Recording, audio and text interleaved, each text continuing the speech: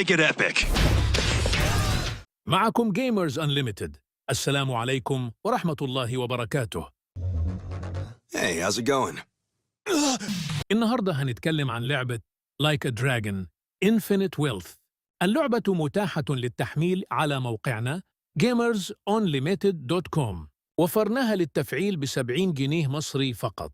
قصة اللعبة بدون حرق تدور أحداث القصة حول بطولة مزدوجة بين بطل السلسلة الجديد إتشيبان كاسوغا والذي استلم الراية منذ الجزء الماضي، والبطل الكلاسيكي المحبوب للسلسلة كيريو كازوما، حيث تبدأ قصصهم بشكل منفصل وسرعان ما تتلاقى مع الوقت. تمتلك لعبة Infinite Wealth افتتاحية بطيئة تمتد إلى 3 إلى 5 ساعات حتى تنطلق الأحداث الأساسية بشكل فعلي، وتمتد حتى 50 ساعة من اللعب، منها الكثير من المحتوى الجانبي الإجباري والنشاطات المقحمة. لأن لعبتنا لها طريقة نمطية في تقديم المحتوى الجانبي، قصة ممتازة مليئة باللحظات الدرامية التي سيقدرها عشاق السلسلة القدامى. الأفكار الأساسية للقصة هي الصداقة والرفقة كومرادري، ورحلة شخصية لكل من البطلين يرافقه فيها الآخر بكل اختلافاتهما. هذه الرحلة كانت شيئاً ممتعاً وملحمياً، وأفضل ما فيها هو طريقة السرد التي تظهر مهارة الاستوديو المطور في كتابة القصص بدون نسيان.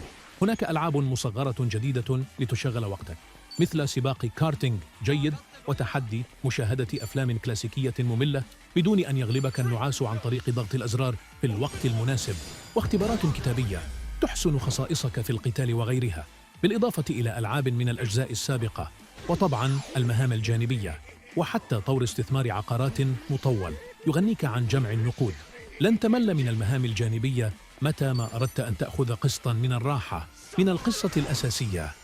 حجم المحتوى والنشاطات الجانبية التي تقدمها أجزاء السلسلة عادة هي لعبة يمكنك نسيان نفسك في عالمها لأسابيع طويلة. Everything's right back to how it used to be.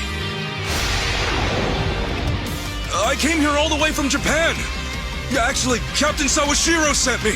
Where all you want to do is scream for help, but you know no one will answer? That's a dark place to be.